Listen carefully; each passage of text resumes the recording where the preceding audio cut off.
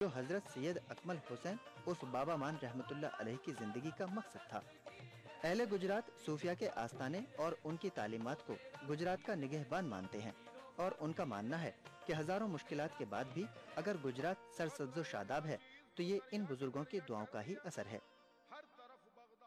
नाज़रीन, हज़रत बाबा मान रहमतुल्लाह अलैह के आस्थाने पे मबनी हमारा यह खास प्रोग्राम यहीं पर ख़त्म होता है। हमारा यह प्रोग्राम आपको कैसा लगा, आप अपनी राय हमें इस पते पर लिख भेजिए।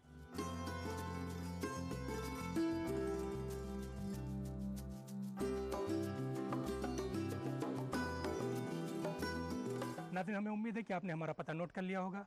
अगले हफ्ते फिर एक खास एपिसोड के साथ आपकी खिदमत में हाजिर होंगे। तब तक के लिए टीम के साथ महताब आलम को दीजिए इजाज़त। खुदा हाफिज़।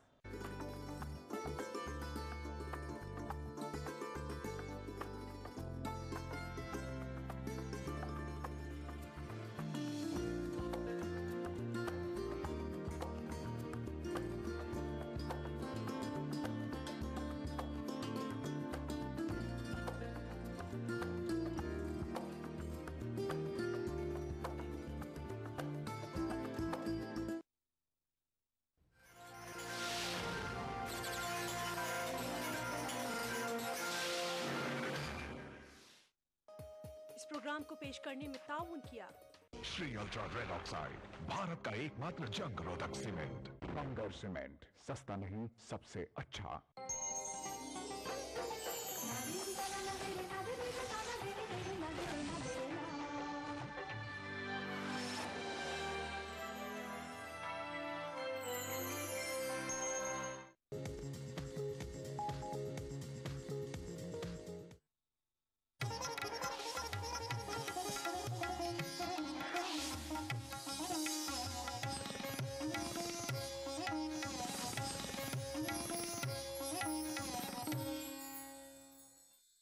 اللهم رب هذه الدعوة التامة والصلاة القائمة، اللهم رب هذه الدعوة التامة والصلاة القائمة.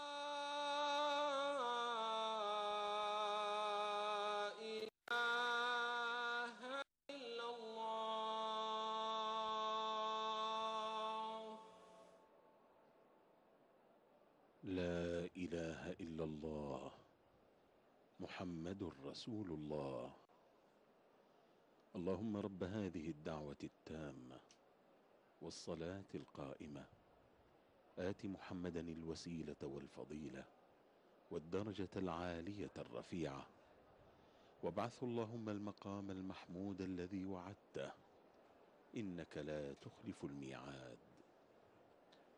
اللهم صل على محمد وعلى آل محمد كما صليت على إبراهيم وعلى آل إبراهيم وبارك على محمد وعلى آل محمد كما باركت على إبراهيم وعلى آل إبراهيم إنك حميد مجيد.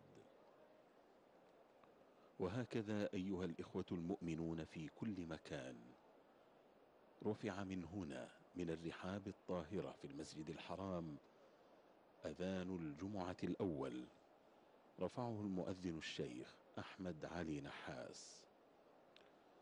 المسلمون هنا في المسجد الحرام بانتظار صعود الخطيب فضيلة الشيخ سعود الشريم إمام وخطيب المسجد الحرام إلى درجات المنبر. في هذا المكان أيها الإخوة المؤمنون في كل مكان مواطن عمرت بالوحي والتقى فيها هدى القرآن. إن هذا القرآن يهدي للتي هي أقوم، الذي تنزل على رسول الهدى صلى الله عليه وسلم، الذي قال الله فيه وإنك لتهدي إلى صراط مستقيم. التقت فيها معالم الهدى هذه في بلد الهدى مكة المكرمة. إن أول بيت وضع للناس للذي ببكة مباركا وهدى للعالمين. هنا معالم الهداية والحق الثابت تتجلى في هذا البيت المعظم.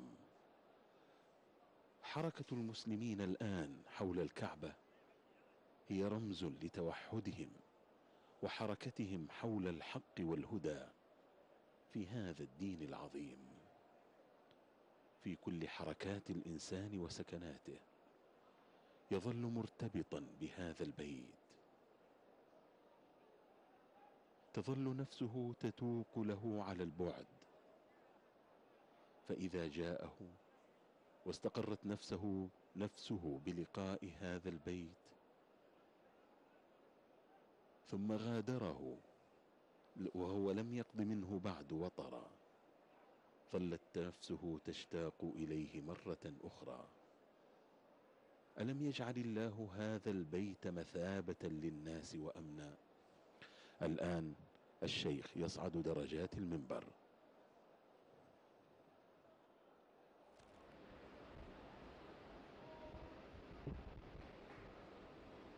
السلام عليكم ورحمة الله وبركاته.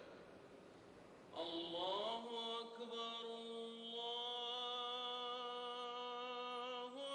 أكبر الله أكبر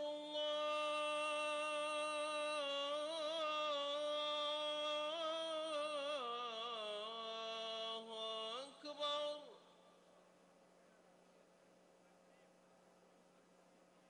أشهد أن لا إله إلا الله.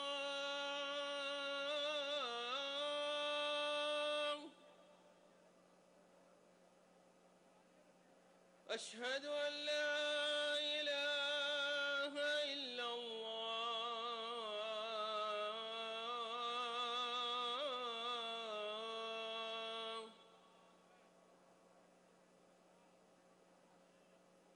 أشهد أن محمدًا رسول الله.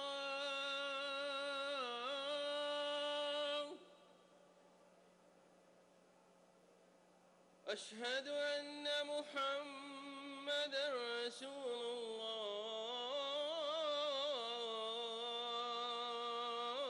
الله. حي على الصلاة.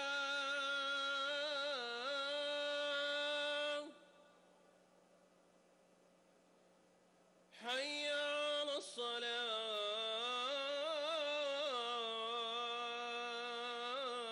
الصلاة. حي على الفلاح.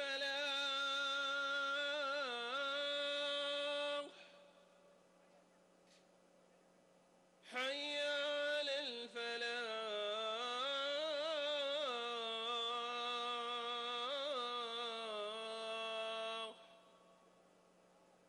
الله أكبر الله أكبر. لا إله إلا الله.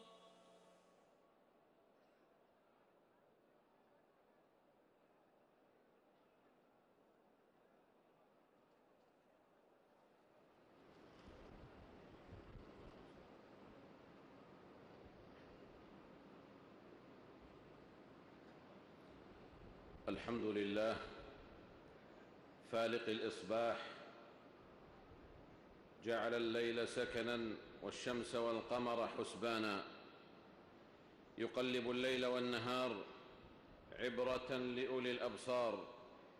له الحمد في الأولى والآخرة، وله الحكم وإليه ترجعون.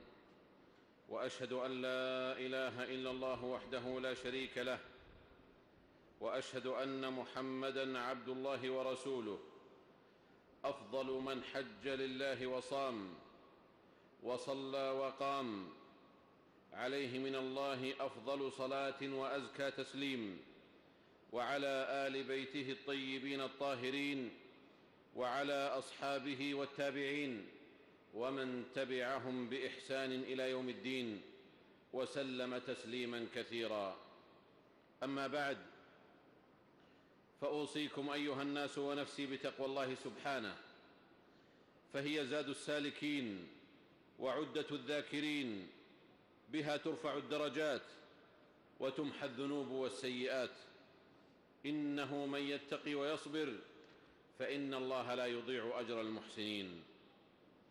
أيها الناس، سنة لا تتبدل يداولها الله بين الناس فيغشي الليل النهار يطلبه حثيثا، يتنقل المرء خلالها من زاد إلى زاد ومن طاعة إلى مثيلتها، وينتهز المرء فيها كل فرصة سانحة له، لأن الميدان سباق والأوقات تنتهب، وما فات خير إلا بالكسل، ولا نيل مثله إلا بالجد والعزم، إذ كل الناس يغدو فبائع نفسه فمعتقها أو موبقها، والعاجز عن اغتنام المواسم هو من أتبع نفسه هواها وتمنى على الله الأماني.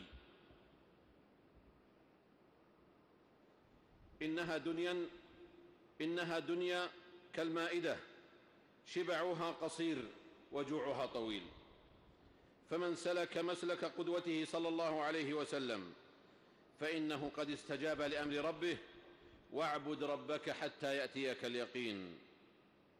أيها الناس، كأن شيئا لم يكن إذا انقضى، وما مضى مما مضى فقد مضى. بالأمس كنا نستنشق عبير شهر كريم بملء صدورنا وملء أسماعنا وأبصارنا، ما بين مقل فيه ومكثر، غير أن سنة الله قد دلت على أن لكل بداية نهاية، ولكل تمام نقصا، وأن كل شيء هالك إلا وجهه سبحانه، فهو الآخر وليس بعده شيء، فلا دائم إلا الحي الذي لا يموت. والقمر قدرناه منازل حتى عاد كالعرجون القديم. لقد طويت صحيفة رمضان، وانقضت سوق كانت عامرة بالخيرات والحسنات، ربح فيها من ربح، وخسر من خسر، وحرم من حرم. فمن كان يعبد رمضان فإنه قد ولى وانقضى، ومن كان يعبد الله فإن الله هو رب الشهور كلها، فبئس القوم لا يعرفون الله إلا في رمضان. لأن في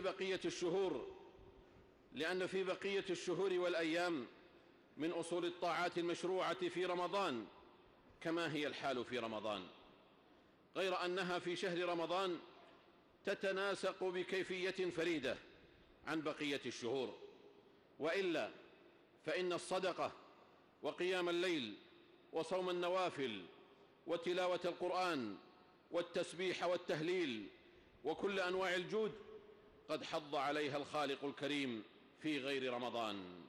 ولذا فقد صح عن النبي صلى الله عليه وسلم أنه كان أجود الناس، أي في عموم حياته، غير أنه أجود ما يكون في رمضان. وإنه لعيب في المرء أن يضعف بعد قوة ويسيء بعد إحسان، وإن المؤمن الملهم هو الخائف الراجي الذي توسط يوم تباين آخرون، يعبد الله في كل حين وعلى كل حال، يستزيد في زمن الزيادة ويعتدل في زمن الاعتدال، لا يفتر عن الطاعة ويتبع الحسنة الحسنة، ويظهر من سلوكه وعمله بعد رمضان ما يشير إلى قبول عمله، لأنه زم نفسه عن الحور بعد الكور، ولم يقع فيما حذر منه الله بقوله: ولا تكونوا كالتي نقضت غزلها من بعد قوة أنكاثا.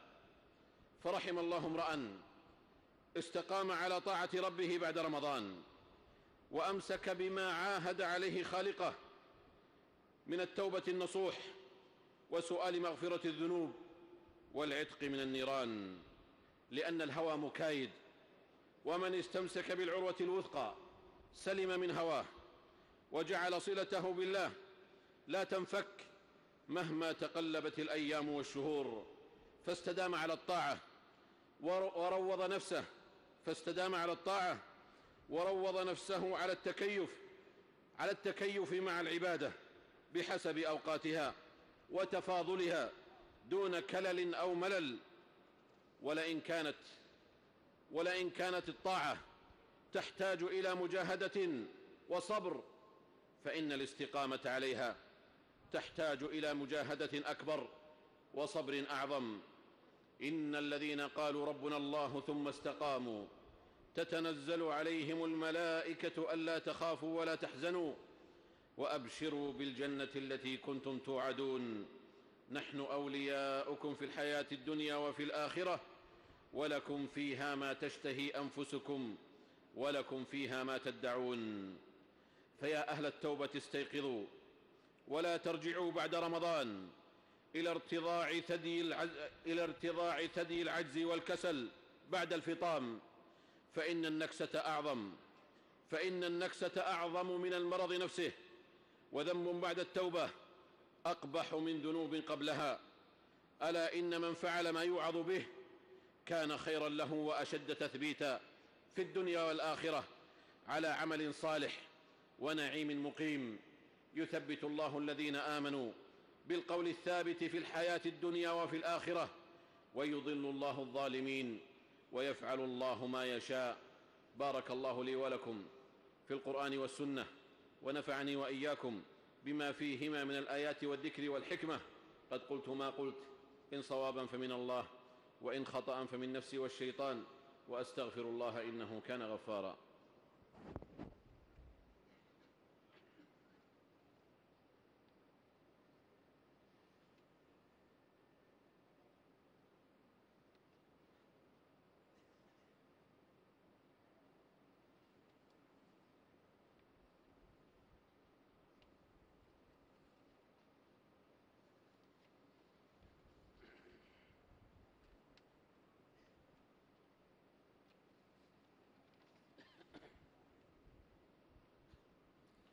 الحمد لله على إحسانه، والشكر له على توفيقه وامتنانه، وبعد، فإن الله جل شأنه قد شرع لنا عيدا فيه فرح وسرور وسعة بعد شهر جد واجتهاد وشد للمئزر لحكمة بالغة يعلمها سبحانه. يتجلى بعض معانيها في أن يعود المسلم نفسه وجسده على تحمل الحياة بفصولها ونوائبها، وأنه ينتقل من شهر تسبيح وقيام وقراءة وبكاء وابتهال إلى عيد محبة وفرح وصلة وسعة وسرور. فإنه سبحانه ختم آيات الصيام بالتقوى لما فيه من الطاعات المقربة إليه سبحانه، وختم بالتكبير في العيد لما فيه من الشكر والتيسير والفرح تفاؤلا بقبول شهر الصوم، ولتكملوا العدة ولتكبروا الله على ما هداكم ولعلكم تشكرون. ألا وإن من أعظم ما يعين على الثبات على الطاعة أن يفرح المرء في العيد باعتدال، فلا يطغى في فرحه بما يغضب الله، ولا يضيق على نفسه فيما جعل الله له فيه سعة حتى لا يكون حرضا أو يكون من الهالكين. وإنما يفرح فرح الأقوياء بربهم، لا فرح اللاهين السادرين الذين تدرك من أحوالهم أن شهر رمضان كان حجرا للهثهم العابث وفرحهم الطاغي. وخير الأمور الوسط. ولنتذكر وصية المصطفى صلى الله عليه وسلم بقوله: من صام رمضان ثم أتبعه 6 من شوال كان كصيام الدهر كله. رواه مسلم. ألا فلا ينسينكم عباد الله ما أنتم فيه من عيد وسرور، ما يعانيه إخوان لكم لم يعرفوا العيد ولا الفرحة ولا السرور، فالشهور عندهم على حد سواء بين دوي القنابل وصروف الحروب المدمرة، لا تغمض أجفانهم إلا لماما. لم يخل بيت فيهم من قتيل أو جريح أو شريد، من فكوا مظلومين حفاة جياعا ضعفاء يفترشون الأرض ويلتحفون الهواء. فالله الله أن تنسيكم فرحة العيد أحزانهم وآلامهم، فلا تحرموهم عاطفة قلبية بالدعاء، ولا عاطفة مادية بالدعم والإغاثة والمواساة، فإن الله في حاجة العبد ما كان العبد في حاجة أخيه. هذا وصلوا رحمكم الله على خير البرية وأزكى البشرية محمد بن عبد الله صاحب الحوض والشفاعة، فقد أمركم الله بأمر بدأ فيه بنفسه وثنى بملائكته المسبحة بقدسه، وأيه بكم أيها المؤمنون، فقال جل وعلا: يا أيها الذين آمنوا صلوا عليه وسلموا تسليما. اللهم صل وسلم على عبدك ورسولك محمد صاحب الوجه الأنور والجبين الأزهر، وارض اللهم عن خلفائه الأربعة أبي بكر وعمر وعثمان وعلي، وعن سائر صحابة نبيك محمد صلى الله عليه وسلم، وعن التابعين وتابع التابعين ومن تبعهم بإحسان إلى يوم الدين، وعنا معهم بعفوك وجودك وكرمك يا أرحم الراحمين. اللهم أعز الإسلام والمسلمين، اللهم أعز الإسلام والمسلمين، اللهم أعز الإسلام والمسلمين، واخذل الشرك والمشركين. اللهم انصر دينك وكتابك وسنة نبيك وعبادك المؤمنين. اللهم فرج هم المهمومين من المسلمين، ونفس كرب المكروبين، واقض الدين عن المدينين، واشف مرضانا ومرضى المسلمين برحمتك يا أرحم الراحمين.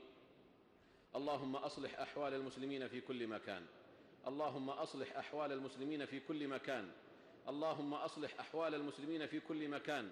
اللهم أصلح أحوالهم في أراكان، وأصلح أحوالهم في فلسطين وفي سوريا وفي مصر يا ذا الجلال والإكرام يا رب العالمين. اللهم آمنا في أوطاننا، وأصلح أئمتنا وولاة أمورنا، واجعل ولايتنا في من خافك واتقاك واتبع رضاك يا رب العالمين. اللهم وفق ولي أمرنا لما تحبه وترضاه من الأقوال والأعمال يا حي يا قيوم. اللهم أصلح له بطانته يا ذا الجلال والإكرام. اللهم اجعل مواسم الخيرات لنا مربحا ومغنما، واجعل أوقات البركات والنفحات لنا إلى رحمتك طريقا وسلما. ربنا آتنا في الدنيا حسنة وفي الآخرة حسنة وقنا عذاب النار. سبحان ربنا رب العزة عما يصفون، وسلام على المرسلين، وآخر دعوانا أن الحمد لله رب العالمين. الله أكبر الله أكبر، أشهد أن لا إله إلا الله، أشهد أن محمدًا رسول الله. حي على الصلاة، حي على الفلاح، قد قامت الصلاة، قد قامت الصلاة. الله أكبر الله أكبر، لا إله إلا الله. استووا، اعتدلوا. الله أكبر الله أكبر.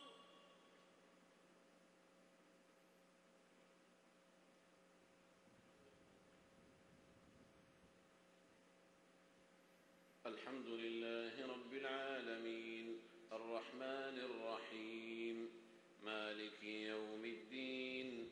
إياك نعبد وإياك نستعين، اهدنا الصراط المستقيم، صراط الذين أنعمت عليهم غير المغضوب عليهم ولا الضالين. آمين. سبح اسم ربك الأعلى الذي خلق فسوى، والذي قدر فهدى، والذي أخرج المرعى فجعله غثاء أحوى.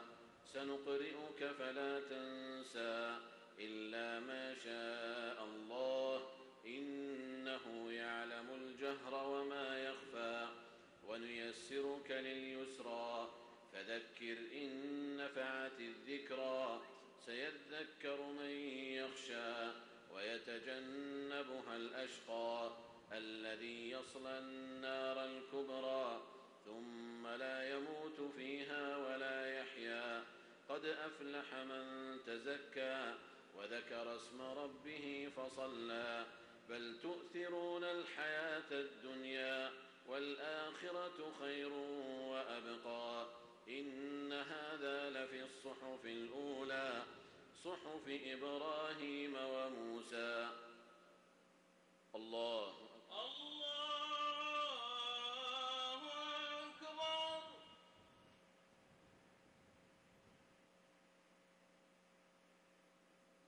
سمع الله لمن حمده. ربنا ولك الحمد.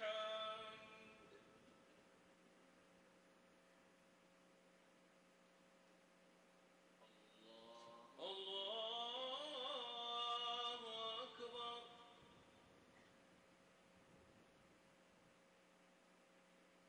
الله أكبر.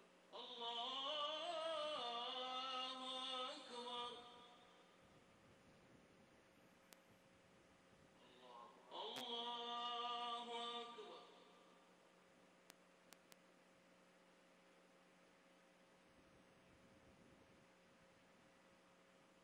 الله أكبر. الله أكبر. الحمد لله رب العالمين الرحمن الرحيم مالك يوم الدين. إياك نعبد وإياك نستعين. اهدنا الصراط المستقيم صراط الذين أنعمت عليهم غير المغضوب عليهم ولا الضالين.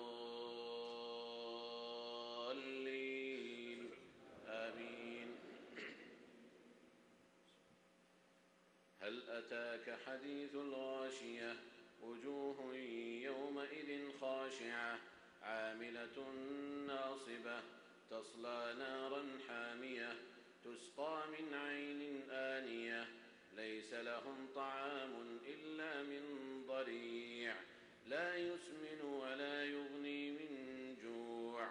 وجوه يومئذ ناعمة لسعيها راضية في جنة عالية لا تسمع فيها لاغية فيها عين جارية فيها سرر مرفوعة وأكواب موضوعة ونمارق مصفوفة وزرابي مبثوثة. أفلا ينظرون إلى الإبل كيف خلقت وإلى السماء كيف رفعت وإلى الجبال كيف نصبت وإلى الأرض كيف سطحت.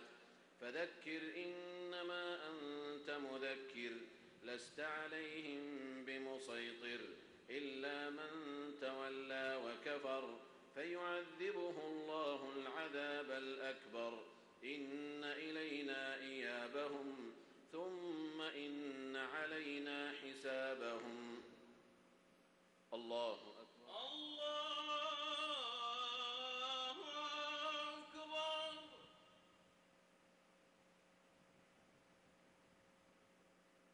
سمع الله لمن حمده. ربنا